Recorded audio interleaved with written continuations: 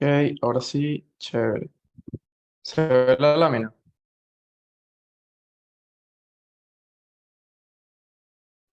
Sí, Ok, chévere. En la regulación del equilibrio ácido-base, ya vamos a ver que no es solamente una tarea que cumple el riñón, sino que también existen otros sistemas que van a manejar el equilibrio de ácido-base. Primero que nada, tenemos que saber que el organismo produce una gran cantidad de ácidos diariamente, principalmente el catabolismo de las proteínas. Y estos ácidos se pueden clasificar en dos grupos: unos ácidos no volátiles, que son aquellos que no se pueden eliminar a través de los pulmones y son eliminados por nuestro amigo el riñón. Son el producto del metabolismo incompleto de las proteínas, grasas y carbohidratos que no llegan a CO2 y agua. Un ejemplo de ellos son el ácido láctico, que si bien recuerdan, viene de la glicólisis, cuerpos cetónicos, que viene de la neoglucogénesis, y además de también el catabolismo de las grasas, y ácido sulfúrico, que viene del catabolismo de las proteínas. También existen los ácidos volátiles, que son ácidos que se pueden eliminar en forma de CO2 a través de los pulmones, y generalmente son subproducto del metabolismo de la glucosa. Entonces, sabemos que los ácidos y bases, una base es una molécula que es capaz de aceptar un protón y un ácido es una molécula capaz de liberar un ion hidrógeno o un protón. Además, tenemos en nuestro organismo distintas sustancias llamadas buffers, que son capaces de unirse reversiblemente a un ácido y mantener el pH de una solución a un nivel estable. Importante también que recordemos, todo esto es bioquímica, por eso lo estoy haciendo un poco más rápido, ecuación de Henderson-Hasselbalch, que nos permite entonces determinar el pH según la concentración de bicarbonato y según la concentración de CO2. Entonces, podríamos deducir que la concentración del pH está regulada por dos organismos: el sistema renal y el sistema pulmonar o el sistema respiratorio. Y ellos van de la mano uno a otro y es una tarea muy ardua, aunque bueno, el riñoncito no se ve tan feliz por hacer eso. Tenemos que saber también, importante que se sepan los rangos de pH, los rangos a los que trabaja el pH. De la sangre arterial es 7,4, de la sangre venosa es 7,35, es un poco más ácido debido a que tiene CO2. En el líquido intersticial igual 7,35 y en la orina vemos que hay una variación, un gradiente desde 4,5 a 8. Ya veremos por qué, porque el riñón además es uno de los que se encarga de regular el pH y puede tener también excreción de hidrogeniones, lo cual disminuye este valor. Otros dos conceptos importantísimos son acidosis y alcalosis. Son procesos que causan fluctuaciones en el pH. Entonces, cuando uno se refiere a una acidosis, es un proceso que me aumenta o me disminuye la concentración de hidrogeniones. Mientras que la acidemia y alcalemia es cuando ya ese proceso forma un descenso o un ascenso del pH sanguíneo. Y aquí podemos ver que hay distintos mecanismos, además de nuestros riñones y el sistema respiratorio, hay un tercer mecanismo que es muy importante para la regulación del pH, que son los buffer químicos. En los líquidos corporales, como vemos, el buffer químico tiene distintos mecanismos compensatorios. En los líquidos extracelulares, el buffer bicarbonato, que ya vamos a ver cuál es, buffer fosfato, que también es importante en los riñones, y las proteínas plasmáticas que pueden unirse al CO2 y amortiguar el pH. Dentro del líquido intracelular es importante también en los eritrocitos el buffer de la hemoglobina y el buffer fosfato. El buffer fosfato está compuesto por el ácido fosfórico, que puede, o sea, el ácido monohidrógeno de fosfato, el cual puede aceptar tanto a uno como a dos protones y componerse como ácido fosfórico. Bien sabemos que de la respiración celular o de la utilización de energía sale el CO2. Este CO2 dentro de los eritrocitos se puede combinar con la hemoglobina. Y ya creo que se cortó otra vez. Ok. Este CO2 se puede combinar con la hemoglobina y así, por ley de acción de masas, podemos entonces disminuir las cargas ácidas del organismo. A su vez, también tenemos otro mecanismo que es el buffer bicarbonato, que se va a explicar mejor en renal, pero también es muy importante para la amortiguación del líquido extracelular. Entonces, a pequeñas fluctuaciones en el aumento de hidrogeniones, es decir, una disminución del pH, va a actuar primero el mecanismo de compuestos químicos. Luego de ello va a actuar un segundo mecanismo, que es un poco más rápido, que son los mecanismos compensatorios de la ventilación. Y tenemos que saber que la ventilación es inversamente proporcional a la presión parcial de CO2. Es decir, una presión parcial de CO2 muy elevada, la persona va a hiperventilar para poder eliminar el exceso de CO2 y a su vez el exceso de cargas ácidas. Aquí también podemos ver una gráfica que compara la ventilación alveolar con el pH de la sangre arterial. Es decir, mientras menor sea el pH de la sangre arterial, es decir, mientras mayor sea la concentración de hidrogeniones de este líquido, pues mayor va a ser la ventilación para poder generar este mecanismo compensatorio. Aquí también tenemos una gráfica en la cual vemos que es un sistema cerrado de retroalimentación negativa, en la cual un aumento en la concentración de hidrogeniones, es decir, una disminución del pH, hace que aumente la ventilación alveolar para disminuir la presión parcial de CO2, y la presión parcial de CO2 disminuida hace también que disminuya la concentración de hidrogeniones. ¿Cómo lo hace el organismo? ¿Se escucha bien o se cortó? ¿Se escucha bien? Se escucha bien. Chévere, chévere. Entonces, ¿cómo hace el organismo para saber cuándo tiene que actuar? Hay distintos quimiorreceptores, unos quimiorreceptores centrales y unos quimiorreceptores periféricos, pero importante que sepan que en la regulación del pH los que actúan son los quimiorreceptores centrales, que son sensibles en este orden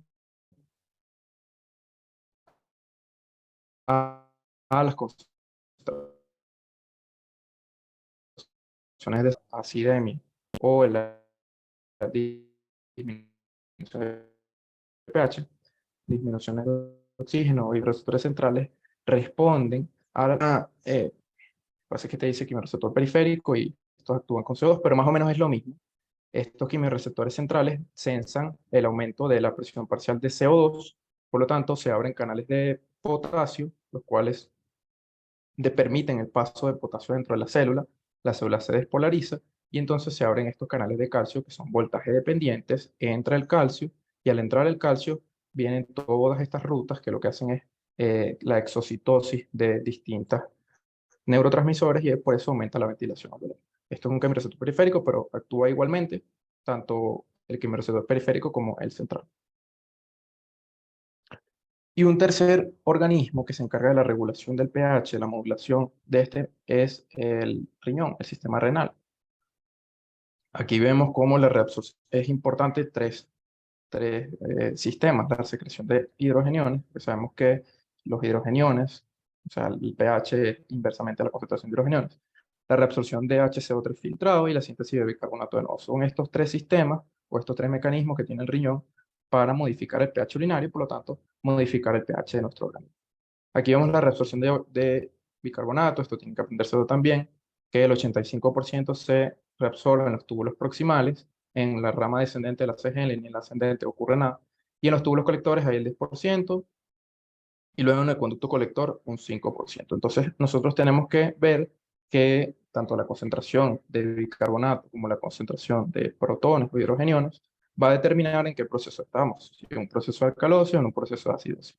Es decir, un aumento en la concentración de bicarbonato o HCO3 va a predominar un proceso de alcalosis, mientras que un aumento en la concentración de hidrogeniones disminuye el pH, por lo tanto es una acidosis. ¿Cómo lo hace el riñón? El riñón tiene distintos mecanismos. Uno de ellos es la secreción de hidrogeniones y la reabsorción de bicarbonato. Para ello utiliza dos tipos de células: las células tubulares del túbulo proximal, de la rama ascendente gruesa de la Henle, y la primera parte del túbulo distal. ¿Okay? De esto lo que quiero que se lleven es que para siempre mantener unos gradientes en todas las células necesitamos que funcionen las bombas ATPase. ¿Okay? Esto va a mantener el gradiente, que hay mucho potasio dentro de la célula, poco potasio fuera de la célula, mantiene el gradiente, y mucho sodio fuera de la célula, poco sodio dentro de la célula. ¿Okay? Entonces, luego de ello, sabemos que de la respiración celular, de la utilización de oxígeno, cae o tenemos el aumento de la concentración de CO2. Este CO2 sabemos que es un gas que puede difundir por las membranas celulares. Wait. Que hay alguien que está hablando. No sé quién es. Listo. Vamos a ver. Ok. En un aumento de la concentración de CO2 por la respiración celular, este es un gas que puede difundir fácilmente a las células. Este gas entra a las células y se combina con una molécula de agua para formar este compuesto gracias a una enzima denominada anidrasa carbonato. Este compuesto se puede disociar en dos moléculas, una molécula de bicarbonato y una molécula de un ion hidrógeno. Entonces, este ion hidrógeno va a ser excretado hacia la luz tubular, excretado hacia la orina, mediante un contratransporte con el sodio. De ahí la importancia de que esté funcionando bien la bomba ATPasa, porque es la que mantiene los gradientes y este va a ser un transporte activo secundario. Es decir, entra el sodio, gracias a la energía de que entra ese sodio, excretamos este hidrogenión y este luego va a sufrir otros compuestos, otros procesos. Esta molécula de HCO3 o de bicarbonato, igual, siguiendo la energía química del sodio, va a salir de la célula, entonces se reabsorbe una molécula de bicarbonato y se secreta una molécula de ion hidrógeno. Este ion hidrógeno, de nuevo, puede combinarse con el HCO3 o bicarbonato que viene de la luz tubular y formar este compuesto otra vez, que luego se disocia en CO2 y en agua. Entonces, esto es como un ciclo que, aquí lo que hacemos es que se activa este mecanismo cuando hay una gran concentración de hidrogeniones y entonces lo que estamos haciendo es sacar hidrogeniones y meter bicarbonato a nuestro organismo para tratar de equilibrar el pH renal. Además, también en las células intercaladas de la porción final de los túbulos distales hay este mecanismo que es prácticamente el mismo en cuanto a la anhidrasa carbónica, esto es básicamente el buffer bicarbonato, y la única diferencia es que vamos a excretar este ion hidrógeno por una bomba TPase. Esta es la única diferencia que existe, o sea, la energía acá en los túbulos proximales, por así decirlo, va a ser gracias a que entra sodio y sale un ion hidrógeno, pero acá va a salir el ion hidrógeno gracias a la energía de una ATPase. A ver. Ok. Otra de las maneras que puede modificar el pH urinario, el riñón, es decir, el pH urinario y a su vez el pH del organismo, es mediante dos tipos de células. Células que están en la porción final del túbulo distal y túbulo colector y el conducto colector. Es decir, estas son células que están en las porciones distales de los túbulos renales. Y hay dos tipos. Un tipo A, que quiero que se lleven, que las tipo A se activan en acidosis, ya vamos a ver por qué, y unas tipo B que se activan en alcalosis. Las de tipo A, si se activan en acidosis, entonces responden a aumentos en la concentración de hidrogeniones. Es decir, va a haber un gran aumento de la secreción de hidrogeniones hacia la luz tubular para excretarlos en la orina. Y a su vez, gracias a que sacas un hidrogenión, tienes que meter un ion bicarbonato. Entonces, hay una secreción de hidrogeniones y una reabsorción de bicarbonato. También tienen que aprenderse todos estos transportadores y bueno, lo importante que sepan es que uno, de reabsorción de bicarbonato depende de la concentración de cloro, que también es uno de los aniones que está en mayor concentración en el líquido extracelular, y que las células de tipo A, las células intercaladas tipo A, de las porciones finales de los túbulos distales, utilizan el mismo mecanismo que utilizaba esta que está acá, que es la bomba de protón ATPase, es decir, consume ATP.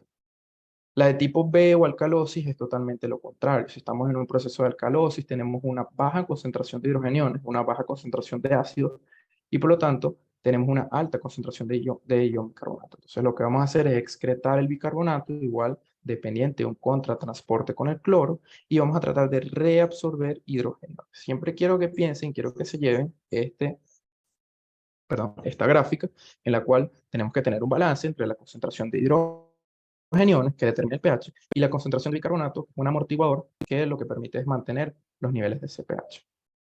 Ocurre entonces la excreción o secreción de este ion hidrógeno, pero ¿qué ocurre con este ion hidrógeno? Este ion hidrógeno es captado por otro mecanismo que es el sistema de los fosfatos. Este sistema de los fosfatos, una vez que ocurre igual, esto es en los túbulos proximales, igual que ocurre esta secreción de hidrógeno, se combina con este compuesto y luego es excretado en la sangre. Entonces, este hidrogenión que es excretado en la sangre nunca se puede, en la orina, perdón, nunca se puede excretar así como hidrogenión, tiene que unirse con otro compuesto. A su vez, siempre que saquemos un hidrogenión hacia la luz tubular, hacia la orina, tenemos que reabsorber un ion bicarbonato. Y este ion bicarbonato generado por la célula tubular que entra a la sangre peritubular representa una ganancia neta de bicarbonato en lugar de una mera filtración. Por lo tanto, siempre que se excrete un ion hidrógeno en la luz tubular y se combine con algún amortiguador que sea distinto al del bicarbonato, el efecto neto es que hay una adición de nuevo, es decir, hay una nueva carga de bicarbonato que se va a añadir a la sangre. Y este es uno de los mecanismos por los que los riñones pueden reponer los depósitos de bicarbonato en el líquido extracelular. Existe otro mecanismo que es el sistema del amoníaco, en lo cual la glutamina, que proviene del catabolismo de las proteínas, en las células tubulares proximales gracias a un conjunto de procesos bioquímicos, forma dos moléculas de bicarbonato y dos moléculas de ion amonio o dos moléculas de NH4. Este NH4 de nuevo utiliza la energía que tiene el gradiente de sodio para salir hacia la luz tubular y ser excretado por la orina. Entonces aquí estamos excretando un compuesto, secretando un compuesto hacia la orina, hacia la luz tubular, un compuesto ácido y estamos ganando estamos sacando dos compuestos ácidos, estamos ganando dos iones de bicarbonato. Entonces también este es un mecanismo muy importante en la acidosis. De nuevo también existe en las células que están más distales, existe otro mecanismo en el cual recordemos que los hidrogeniones salen por una ATPasa y a su vez también este NH3 que puede provenir del catabolismo de las proteínas sale, se difunde fácilmente por la membrana hacia la luz tubular y se puede combinar con este hidrogenión formando de nuevo un ion amonio. Este ion amonio no es permeable hacia las células de nuevo, entonces estamos perdiendo una carga ácida y a su vez vemos que acá este ion hidrógeno tiene que salir y a su vez tiene que entrar un ion bicarbonato. Entonces estamos perdiendo una carga ácida y ganando una carga alcalina. Este mecanismo es lo que nosotros llamamos como síntesis de bicarbonato de novo, es decir, hay un bicarbonato que se añade a nuestro organismo y se secreta un ion hidrógeno. Es importante en las acidosis crónicas. Esto también tienen que aprendérselo, cuáles son los factores que modulan la respuesta renal. Así como en el sistema respiratorio son los quimiorreceptores, aquí hay distintos cambios que van a permitir este aumento de la secreción de hidrogeniones en una acidemia y la disminución de la secreción de hidrogeniones en una alcalemia. Por ejemplo, el aumento de la PCO2 va a producir que todo este mecanismo se active. Un aumento de la concentración de bicarbonato también una activación del sistema renina-angiotensina-aldosterona, la angiotensina 2, porque facilita los cotransportes de sodio hidrogenión en el túbulo contorno proximal. Y la aldosterona porque facilita además el intercambiador ATPasa en los túbulos distales. Y a su vez la hipocalemia también. La hipocalemia porque hay un flujo de potasio. Sabemos que el potasio es el ion intracelular con mayor concentración. Hay entonces un aumento de ese gradiente como aumenta ese gradiente, sale, entonces hay un eflujo de potasio y por lo tanto un intercambiador con los hidrogeniones. Entonces hay un aumento en los hidrogeniones en el intercelular, lo que favorece una secreción hacia la luz tubular. Igual tienen que aprenderse todos estos, los factores que modulan la disminución de la secreción de hidrogeniones y la resorción de HCO3. Es lo mismo, pero al revés. Otro concepto muy importante es el anion gap.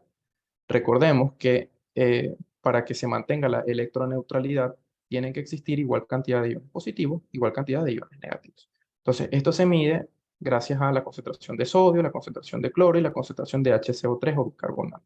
Entonces, todos estos tienen que estar iguales, tienen que estar en igual concentración para que se mantenga la electroneutralidad. ¿Qué ocurre? Hay distintos ácidos que no son medibles, aniones que no son medibles, como la albúmina, el fosfato, el sulfato, y hay cationes que no son medidos. Entonces, nosotros lo que tenemos que saber básicamente es que esta brecha aniónica se mide con sodio, bicarbonato y cloro. Y que si hay presencia de, por ejemplo, aniones no medidos, pueden ser proteínas, pueden ser fosfatos, pueden ser iones sulfatos. La importancia que tiene esto es para nosotros determinar en condiciones de acidemias cuál es la causa. Si es una causa que hay un aumento de la concentración de hidrogeniones o hay una disminución de la concentración de bicarbonato o en este tercer caso, que es lo que queremos saber, hay un elevado anion gap, es decir, se mide esto sabiendo las concentraciones de sodio, sabiendo la concentración de cloro y de bicarbonato, se mide esto y entonces si existe un anion gap o una brecha aniónica que es muy elevada, pues debemos determinar que el origen de esa acidosis viene de otros aniones que no son medidos convencionalmente. En cuanto a los desequilibrios ácidos-bases, ya sabemos que existen alteraciones primarias y una alteración compensatoria. Las alteraciones primarias tienen que sabérselo, son dos, o acidosis o alcalosis. O sea, o hay disminución del pH o hay aumento del pH. Entonces, tienen que saber que son tres los mecanismos que actúan. Uno, los mecanismos químicos, que ya los explicamos. Dos, los mecanismos respiratorios. Y como tercero, o en una respuesta de 24 horas, los mecanismos renales. Por ejemplo, si tenemos una acidosis de tipo metabólica, en la cual perdemos cargas de bicarbonato, entonces gracias a esta ecuación, hay aumento de la concentración de CO2 y aumento de la concentración de hidrogeniones. Entonces, para ello, va a disminuir el pH y hay una alteración compensatoria donde la presión parcial de CO2 disminuye, gracias a que la persona hiperventila. Si la acidosis es de tipo respiratoria, porque la persona está hipoventilando, es decir, tiene una concentración de CO2 muy elevada, el pH igual va a estar disminuido. Y la respuesta o alteración compensatoria va a ser la secreción de iones de hidrógeno y tratar de reabsorber más bicarbonato y formar bicarbonato de nuevo. En cuanto a las alcalosis de tipo metabólica, hay un aumento de la concentración de HCO3, pH obviamente está elevado, y por lo tanto hay un aumento, como una alteración compensatoria para tratar de ganar cargas ácidas, un aumento en la presión de CO2, lo que significa que el paciente está hipoventilando. Recuerden que la presión parcial de CO2 es inversamente proporcional a la ventilación. Y en cuanto a la alcalosis respiratoria, igual, el mecanismo, la alteración primaria es una disminución de la presión parcial de CO2, lo cual hace que aumente el pH. Y lo que tenemos que hacer es tratar de reabsorber el menor bicarbonato posible. Estos valores de referencia tienen que aprendérselo también, los valores de pH de 7,35 a 7,45, de bicarbonato es 22 más o menos 2, es decir, de 20 a 24 miliequivalentes por litro, y la presión parcial de CO2 de 38 a 44. Entonces, esto es importante también que se lo sepan, tienen que saberlo, presten atención porque es una de las preguntas del quiz.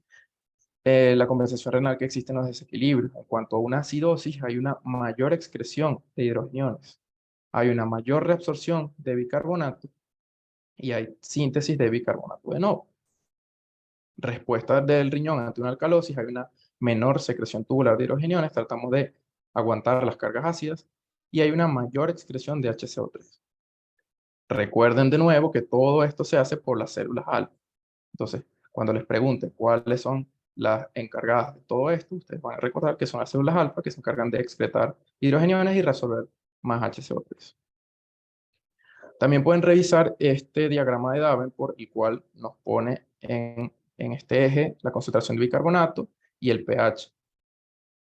Y además la concentración de CO2. Partiendo desde un punto donde el pH es 7,4 y, por ejemplo, tenemos una disminución de el bicarbonato y el bicarbonato, estamos ante no hay un aumento de la concentración de bicarbonato, estamos en una alcalosis respiratoria, por lo tanto tiene que haber una compensación renal.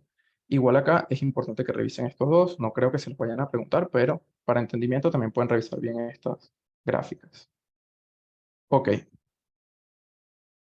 entonces, ¿alguna pregunta que tengan?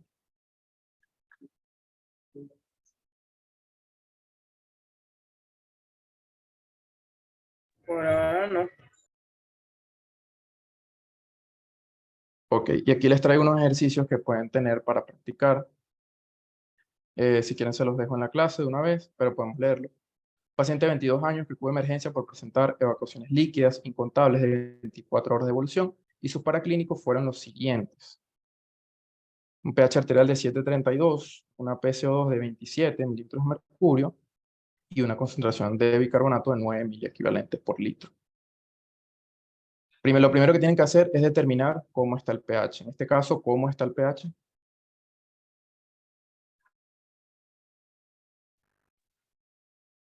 Sí. Ah, sí. Disminuido. Correcto, correcto. El pH está disminuido. Y entonces luego tenemos que ver estos dos parámetros. La presión parcial de CO2, que cómo está en este caso.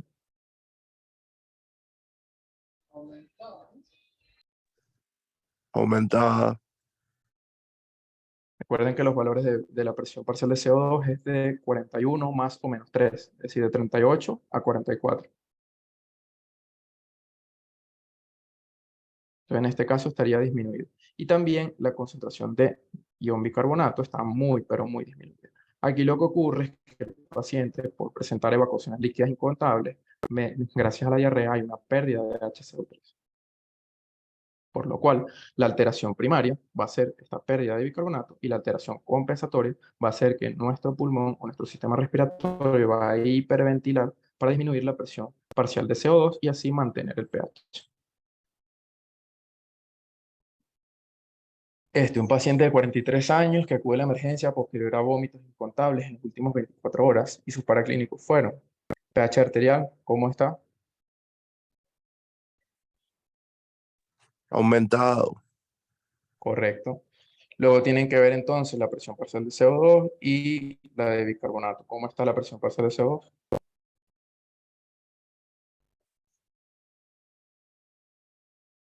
Aumentado. Correcto.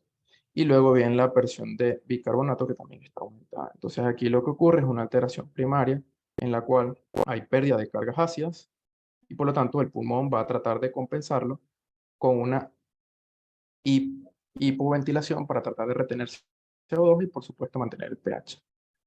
Este es otro, un paciente de 5 años que estrelló emergencia posterior a deglutir un cuerpo extraño que le impidió respirar en los últimos 20 minutos y presentó los siguientes paraclínicos. Un pH arterial de nuevo ácido, pero esta vez tienen que ver cuál es la alteración primaria. La alteración primaria es que el paciente luego de deglutir un cuerpo extraño no respira, está en un estado de hipoventilación y por lo tanto hay un aumento de la presión de CO2. La alteración primaria es del pulmón, hay un aumento de la presión de la concentración de CO2 y por lo tanto el riñón trata de absorber más bicarbonato para poder mantener el pH. Listo, yo. Nelson está por ahí.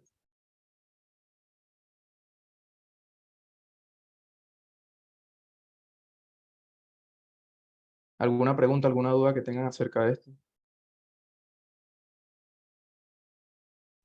¿Aló? Hola. ¿Ya listo? Sí, Dale, perfecto. déjame.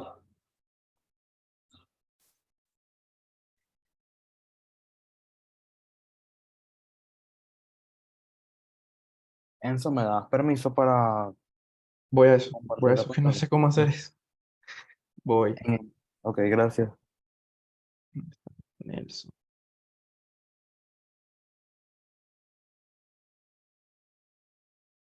Listo, te dice host. Perfecto. ¿Me avisan si ven la pantalla? Sí, sí se ve. Dale, gracias. Bueno, yo les voy a hablar de la segunda parte del quiz, que básicamente son los mecanismos que me permiten a mí que se conserve una osmolaridad plasmática dentro de sus límites. Ya en la primera prepa que les di vimos algunos mecanismos, solo se los voy a nombrar para que lo tengan en mente para el parcial y me voy a centrar más que todo en el mecanismo contracorriente y en la secreción de ADH, ¿ok?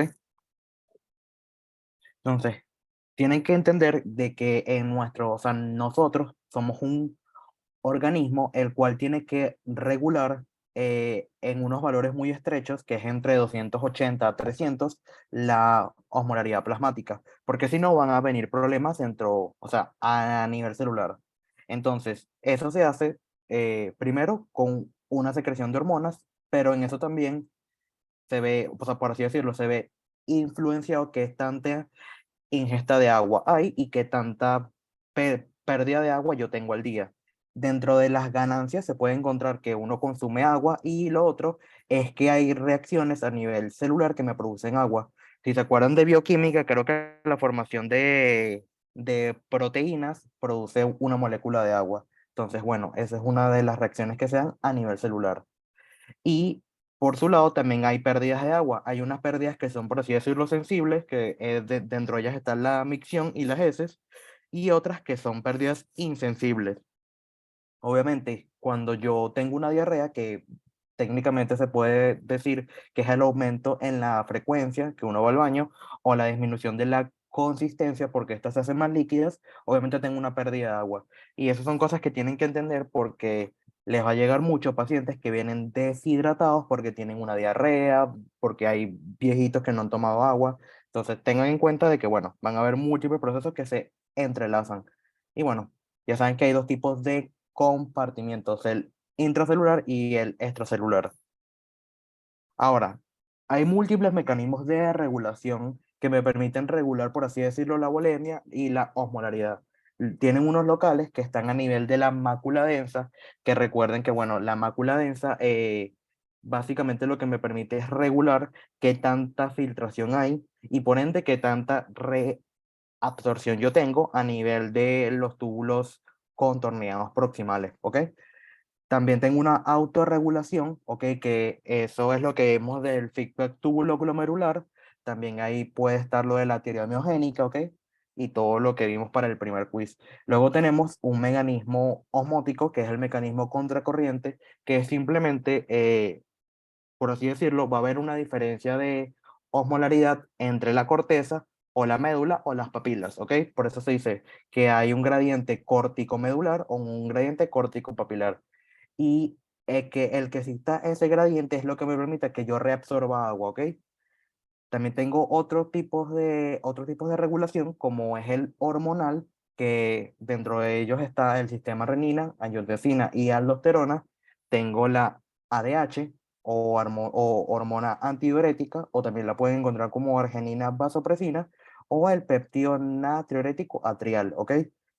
Y por último, también tenemos el sistema nervioso autónomo, que como van a ver, el sistema nervioso autónomo me puede influenciar la secreción de la renina, de la ADH y de otro tipo de hormonas que me permitan regular la osmolaridad. Aquí lo de la regulación local, lo que les quiero hacer énfasis es que recuerden de que una de las maneras que yo absorbo más agua es haciendo que haya una contracción, ¿verdad? De la arteriola eferente. Porque, ¿qué pasa? Cuando se contrae la arteriola eferente, lo que va a pasar es que aquí aumenta la tasa de filtración. Pero, como, por así decirlo, la membrana basal glomerular es impermeable en una altísima cantidad a las proteínas, entonces aquí se van a concentrar esas proteínas, todas van a pasar a través de la arteriola eferente, y lo que va a ocurrir principalmente es que a nivel de los vasos sanguíneos que pasan al lado de las nefronas, aumenta la presión oncótica, lo que me permite que haya una mayor reabsorción de solutos, lo cual es importante que ocurra, por ejemplo, cuando hay un descenso de la bulimia. Y ahorita después les voy a o sea, después voy a expandir un poco esta idea con las hormonas que vamos a ver. Entonces, ahora para empezar con el mecanismo multiplicador de contracorriente. Lo primero es que es un mecanismo esencial para mantener la volemia, ya que en este mecanismo nos vamos a centrar en que se reabsorba agua, ¿ok? Ya vamos a ver por qué. Lo segundo es que depende de las nefronas justamedulares, ¿ok? Y de sus vasos rectos. Yo les expliqué en la primera prepa que hay dos tipos de nefronas, las corticales, que más que todo manejan procesos que influencian la bulimia, y las nefronas justamedulares, que son las que manejan todo lo que es la concentración de la orina y su formación. Y tenemos otro elemento que son los vasos rectos, que si se acuerdan, también les comenté de que, bueno, son unos vasos que discurren a todo lado de la nefrona, tienen una mayor longitud cuando estos son justamedulares, y que, bueno, tienen un flujo lento, y ese flujo lento, que es, por así decirlo, va al lado contrario de, de los túbulos de la nefrona, me permite que el intersticio se concentre, ¿ok? Es decir, que haya una mayor osmolaridad en el intersticio de la médula. Lo otro es que, como ya les había comentado, depende de la transferencia de agua, y que, bueno, también utiliza a algunos transportadores y algunos canales, que es lo que me permite que va a haber, por así decirlo, como un juego entre los iones, que meto urea, meto agua, saco agua, y voy jugando con eso dependiendo de en qué segmento me encuentre de la nefrona. Y para ver qué más aquí me importa, y bueno, ya todos estos se los expliqué. Entonces, lo que quiero que entiendas es que yo primero voy a tener un ultrafiltrado renal. Este ultrafiltrado se parece a nivel de la osmolaridad al plasma, ¿ok? Porque recuerden que, o sea, no sé si se los habrán dado, pero yo calculo la osmolaridad, o sea, lo que a mí me importa principalmente para calcularla es la urea, es la glucosa, es el sodio, es también el potasio. Inclusive hay unas fórmulas que se utilizan a nivel clínico que las permiten calcular, pero es lo que a mí me define la osmolaridad plasmática. Y todo eso puede pasar a través de la membrana. Entonces, por eso decimos que es similar la osmolaridad de plasma a el ultrafiltrado a este nivel, ¿ok? Empezando. Luego lo que va a pasar es que yo voy a ir reabsorbiendo solutos, pero también agua en la misma cantidad. Eso va a pasar a nivel del túbulo contorneo proximal, que eso lo vimos en la primera prepa.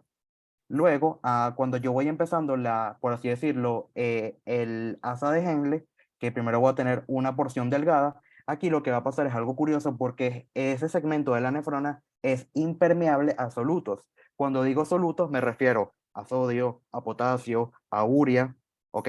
Llévense eso ahorita. Entonces, como es impermeable a esos solutos, lo que va a ocurrir es que simplemente ahí ajá, es impermeable a solutos, pero es permeable al agua. ¿Ok? Van a haber ciertos canales que se conocen como acuaporinas, que lo que me permiten es que, o sea, es como un canal selectivo para el agua.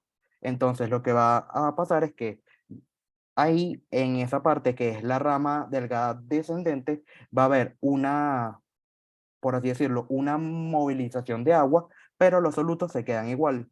Por lo tanto, como yo estoy sacando mucha agua y mantengo la cantidad de solutos igual, va a haber un proceso de concentración. No es que haya aumentado la cantidad de solutos porque siguen siendo los mismos que a nivel, o sea, siguen siendo los mismos que se filtraron. ¿Ok? Y que bueno, fueron los que pasaron, o sea, los que quedaron del paso del túbulo contorneado proximal. Pero como yo les estoy quitando agua, simplemente ellos van a estar, o sea, van a estar más concentrados o menos diluidos. Luego, a medida que yo subo por toda la rama ascendente delgada y gruesa, lo que va a pasar es lo contrario. Esas dos ramas son, por así decirlo, impermeables al agua, pero son permeables a los solutos. Si se recuerdan, en toda esta parte es donde yo les dije que estaba el transportador triónico, que es donde actúan los diuréticos, que es un mecanismo muy importante para regular lo que se conoce que trabaja en el feedback túbulo glomerular. Y aparte, bueno, hay otros mecanismos que actúan ahí que me permiten que haya una difusión de iones. Luego lo que va a pasar es que yo estoy sacando todos esos iones, pero a mí me interesa que esos iones se queden, ¿ok? Y bueno, el hecho de que el flujo por los vasos rectos sea lento me permite que esos solutos se queden en la médula y no es que yo los reabsorba, ¿ok? Y bueno, luego vamos a ver que hay como unas condiciones, ¿ok?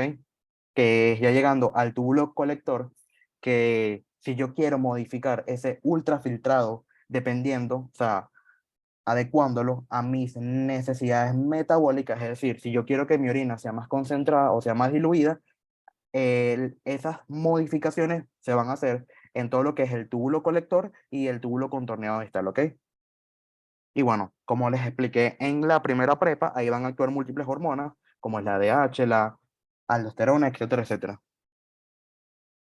Entonces, Eh, como ya les comenté, lo que va a pasar aquí es lo siguiente. Los vasos rectos, como pueden ver, ellos van, o sea, su flujo es contrario al de la nefrona, porque la nefrona viene de aquí hasta acá, o sea, viene de izquierda a derecha en el dibujo. En cambio, los vasos rectos van de derecha a izquierda y eso me permite que hayan varias cosas. Lo primero es que yo reabsorba, por así decirlo, cuando en el segmento descendiente yo saque el agua, esa agua no me diluya los solutos que están ahí, porque recuerden que yo quiero que la médula esté concentrada para que cuando yo quiera hacer como los cambios finales al ultrafiltrado, lo pueda hacer de acuerdo a los gradientes que estén. Entonces, bueno, ese flujo lento lo que me permite es que los solutos se queden en la médula, pero que a su vez yo reabsorbes el agua. Y bueno, aquí tienen dos situaciones diferentes. Una es cuando yo quiero que mi orina sea diluida y otra es cuando yo quiero que mi orina sea muy concentrada. Cuando yo quiero que mi orina sea diluida, cuando yo tengo una baja osmolaridad plasmática, cuando yo tengo un exceso de volemia, es decir, si yo tengo una persona que tomó mucha agua, yo quiero que esa persona bote toda esa agua porque yo necesito mantener mi osmolaridad dentro de un límite. Y tengo el caso contrario, que es cuando yo tengo un aumento de la osmolaridad, una persona que está deshidratada, tiene un aumento de la osmolaridad, o simplemente tengo una persona que tenga una disminución de la volemia, que como vamos a hablar después, es uno de los estímulos para que se secrete la ADH. Independientemente de lo que pase, como les dije, aquí voy a tener al principio de la nefrona, voy a tener un ultrafiltrado que es isosmótico. A medida que yo voy bajando, este se va a ir concentrando. ¿Por qué? Porque yo voy a perder agua. Es decir, yo todo el agua que está dentro la voy a sacar y a medida que yo, ay, ya no pasa. A medida que yo voy ascendiendo, yo voy a sacar los solutos por todos los mecanismos que vimos, por los canales, por los transportadores, por el arrastre celular. Todos esos mecanismos me van a hacer que, bueno, yo tenga que la osmolaridad dentro de la nefrona se disminuya. Ahora, cuando yo no tengo ADH, yo simplemente no absorbo agua. Es decir, mi orina queda muy diluida y por eso es que tengo una baja osmolaridad que puede llegar hasta 60 miliosmoles por litro. ¿Ok? El caso contrario es el de la ADH, que lo que me va a permitir son varias cosas. Lo primero es que ella permite que se inserten canales de aquaporina, que es la aquaporina 2 que se inserta en el lado de la nefrona, es decir, en la luz de la nefrona, y tengo otras que se insertan a nivel de la membrana, que como puede ser la 3. Lo que me importa es que cuando yo inserto aquaporinas, el agua va a ir desde donde esté menos concentrada hacia donde esté más concentrada. Y en este caso, como la médula está hiperconcentrada, lo que va a ocurrir es simplemente una transferencia de agua. ¿Ok? Y hay otra cosa importante que es la urea. Ahora, la ADH también es uno de los estímulos para que se secrete la urea. Recuerden que la urea, o sea, este es por así decirlo como un ciclo. Porque ¿qué va a pasar? Yo voy a filtrar cierta cantidad de urea, ¿verdad? Y ella va a estar a lo largo de toda la nefrona. Cuando está el estímulo adecuado, que es el de la ADH, ella va a permitir que se inserten sobre la membrana cierto tipo de canales. En este caso se llaman UTA, urea transportador, por así decirlo. Entonces tenemos el A1 y el A3 que se insertan es en el túbulo colector y tenemos el UT-A2 que se inserta más que todo en la rama descendente fina del asa de Henle. Y lo que va a pasar es esto. Cuando yo pongo ese transportador de urea, ella va a ir de donde está menos concentrada hacia donde está más, desde donde está más concentrada hacia donde está menos concentrada. Como esa urea está muy concentrada a nivel de los túbulos, ella va simplemente a salir de los túbulos y se va a ir a la médula, ¿ok? ¿Qué pasa? Esa urea, por supuesto, lo que va a hacer es que por así decirlo, el intersticio de la médula se vuelva aumente su osmolaridad. Y lo que va a pasar luego es que esa urea que vino para acá va a volver a entrar por el UT2, porque aquí como pueden ver está menos concentrada. Entonces es como un ciclo de que la urea sale por esto, por el UTA1 y vuelve a entrar por el UTA2, ¿ok? Y lo que quiere, o sea, la urea simplemente hace eso es porque ella aumenta la osmolaridad de la médula y al aumentar la osmolaridad de la médula en acción con la ADH, lo que me permite es que simplemente se difunda más agua.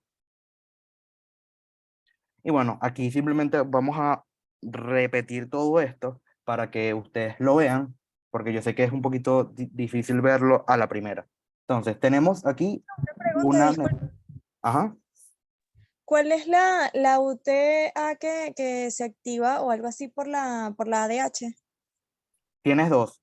Tienes el UTA1 y el UTA3. Ellos se activan a nivel del túbulo colector. Y tienes otro que es el UTA2, que se instala más que todo en el asa de Henle.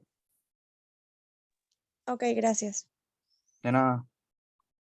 Entonces, vamos otra vez con todo el sistema contracorriente.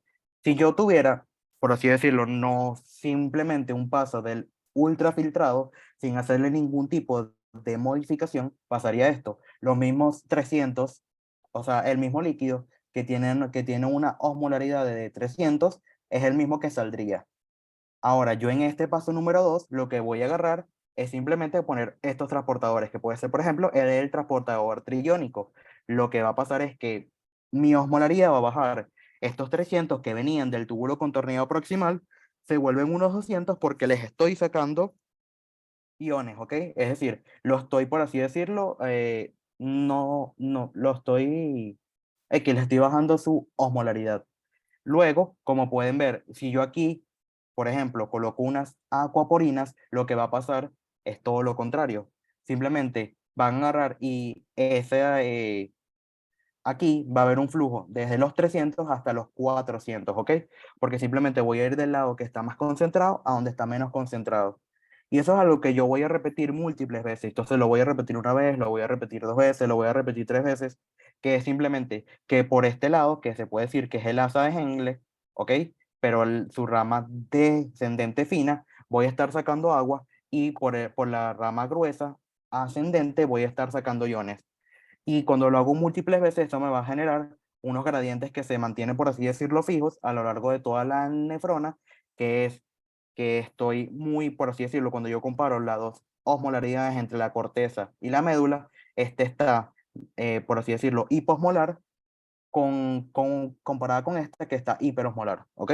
Y este es el gradiente córtico medular. Ahora, ¿tienen alguna duda sobre el sistema contracorriente?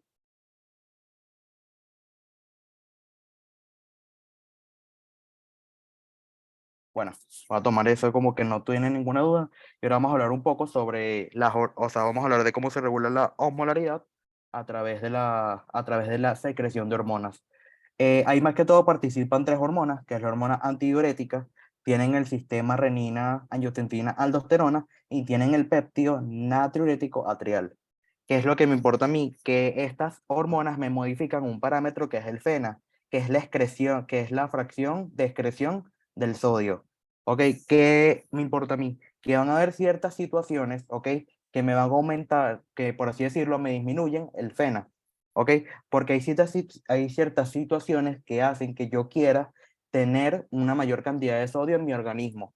Por ejemplo, cuando yo tengo una persona que se está desangrando porque tiene un shock hipovolémico, el FeNA va a tender a disminuir.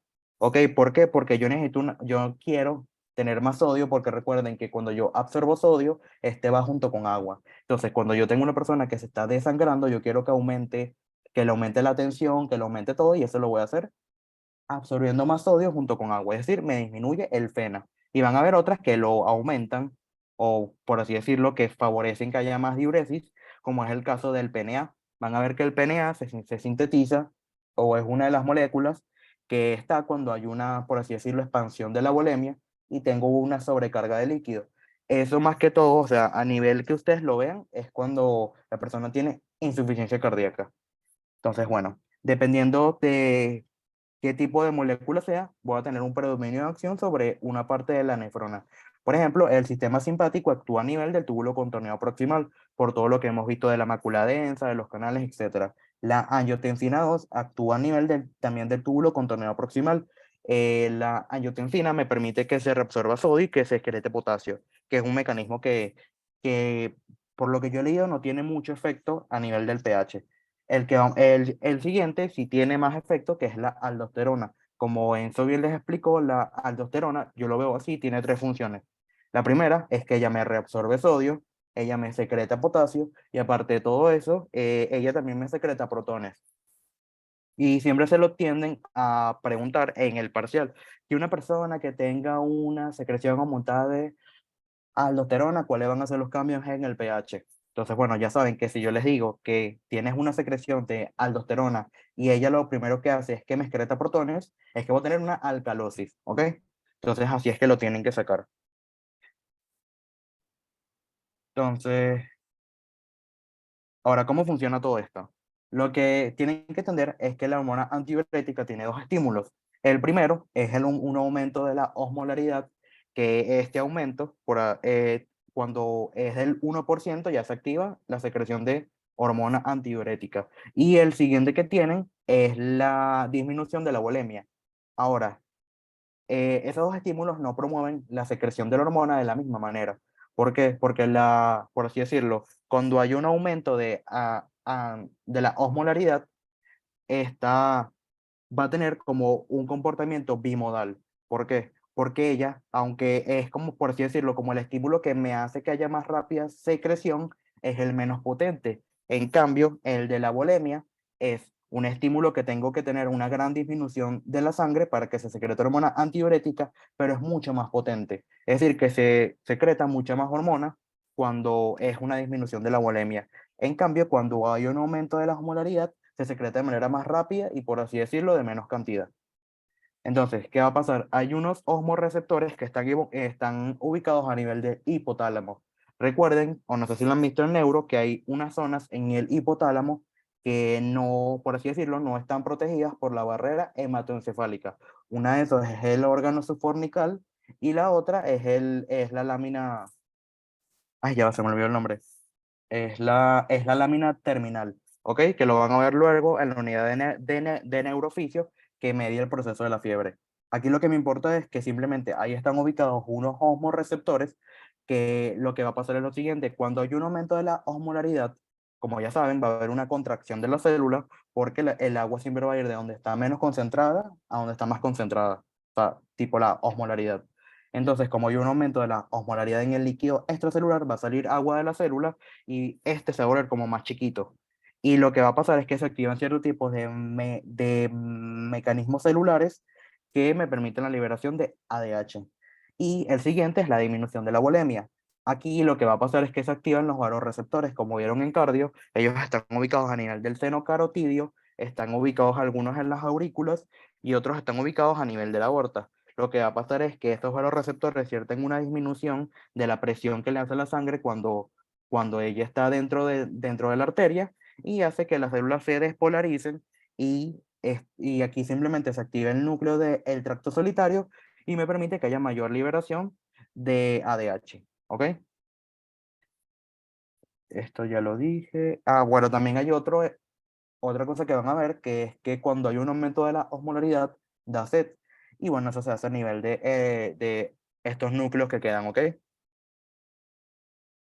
Aquí tienen lo que les acabo de explicar, que eso, por así decirlo, es como un reflejo. Se lo dejo para que lo vean para no extenderme tanto con la prepa. Y bueno, esta ADH puede actuar a través de, por así decirlo, en dos niveles. O mejor dicho, puede actuar en dos tipos de receptores. En los B1, que están ubicados a nivel de los vasos sanguíneos, y en los B2, que están ubicados a nivel de el riñón. La ADH se conoce también como vasopresina, y es por eso, porque ella produce una vasoconstricción intensa. Entonces, bueno, ahí ven cómo está la animación. Y bueno, cómo lo hace, básicamente, bueno, aquí es lo que les acabo de explicar de el riñón, que bueno, ya simplemente lo que permite es que se inserte cierto tipo de canales que se conocen como acuaporinas, ¿ok? Y nada, no me voy a extender en esto ya lo expliqué. Y ella también activa otro tipo de canales, que es el transportador triónico, porque recuerden que la ADH lo que quiere es simplemente que la médula tenga una mayor osmolaridad para que el gradiente sea más grande y yo reabsorba más agua. Y bueno, simplemente cuando yo activo más este tipo de transportador, obviamente se concentra más la médula, igual que todos estos, porque bueno, todos promueven que la médula aumente su osmolaridad. Y bueno, aquí tienen ciertos factores que promueven su síntesis y su liberación, y otros que la inhiben. Esto es para que se lo lean en casa. Y bueno, aquí es como un resumen de cómo se forma una orina hipoosmolar y una hiperosmolar. Obviamente, cuando tengo presencia de ADH, va a ocurrir lo siguiente, es que se produce una orina hiperosmolar. ¿Por qué? Porque como les dije, voy a sacar todo el agua que está en los túbulos colectores, voy a sacar urea y bueno, va a pasar todo lo que acabo de explicar. Y en ausencia de ADH ocurre todo lo contrario, porque como pueden ver, aquí no hay participación de la urea, no hay participación de las acuaporinas, y simplemente la nefrona trabaja con sus gradientes normales. Es decir, aquí no llega un gradiente de 1200 y aquí llega un gradiente es de 600. Pero es por esto mismo, pues porque no estoy secretando, o mejor dicho, no estoy haciendo que se promueva la difusión de iones como puede ser urea o como puede ser sodio. Ok. Ajá. Lo siguiente es cómo es el sistema renina, angiotensina, aldosterona, que me acuerdo que se lo di en la primera prepa, pero lo que tienen que saber es lo siguiente: cuando hay una disminución de la bulimia, va a ocurrir que eso va a disminuir el flujo peritubular, ¿ok? ¿Qué pasa? Cuando tú disminuyes el flujo, se van a activar los mecanismos compensadores que quieren mantener la tasa de filtración glomerular. Ahora, ¿cómo la mantienen? Haciendo que haya una vasoconstricción de la eferente y haciendo que la aferente se mantenga normal. Eso hace que aumente la tasa y por ende eso mantiene, como por así decirlo, la función del riñón indemne. Ahora, como yo les expliqué, todo el problema de la presión oncótica va a ser que aumente la reabsorción de sodio y de agua. Ahora, si se recuerdan, en la mácula densa hay unos tipos de células especiales que sensan la cantidad de sodio que va pasando por ahí. Como hay una disminución de este sodio, lo que va a pasar es que se activan, ok, estas células que están acá, que son de la mácula densa, y van a actuar en las células justaglomerulares, que bueno, son las que tienen gránulos de renina, y nada, eso es lo que me promueve la secreción de renina. Esto ya se los expliqué en la primera prepa, les recomiendo que se lo vayan a ver para no perder tanto tiempo ahorita. Y bueno, para hablar un poco sobre los efectos de la angiotensina. Ella lo que a ustedes les interesa es que primero ella promueve que se reabsorba más cloruro de sodio y lo hace a través de lo siguiente.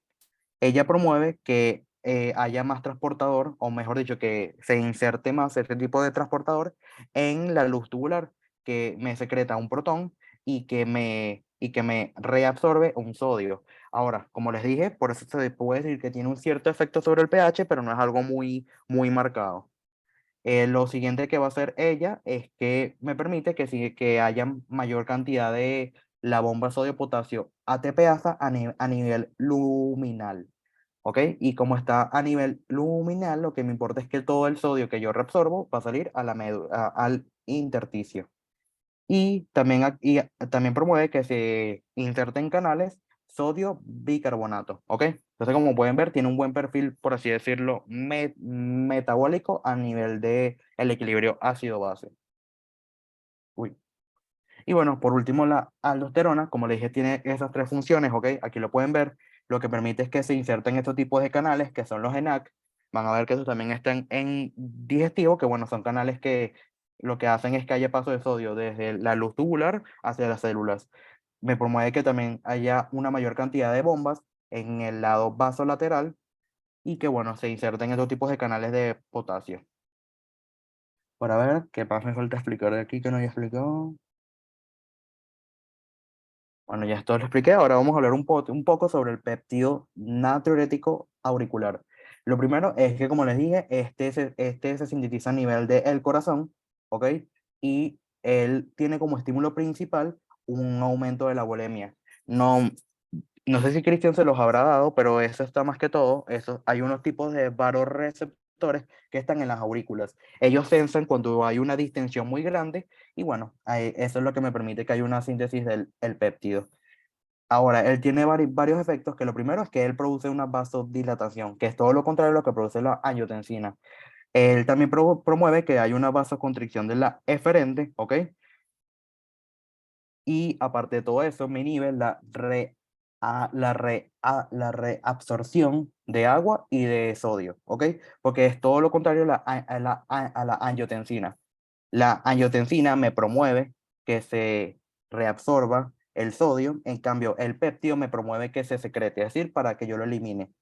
Lo cual, y recuerden que como yo aquí estoy, por así decirlo, secretando el sodio, o mejor dicho, no lo reabsorbo, el sodio siempre arrastra agua y por eso aumenta la diuresis, ¿ok? Es decir, que aumenta la orina, junto con la excreción de sodio porque no lo estoy reabsorbiendo.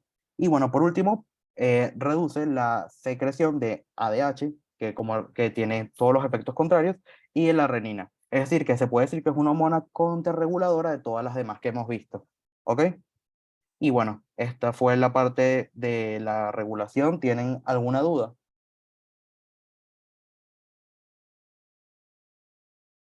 Bueno, voy a tomar eso como no. Para ver. Bueno, chicos, esta fue toda la prepa. Eh, Espero que haya sido de su agrado y nada. Cualquier duda, estamos a la orden, ¿ok?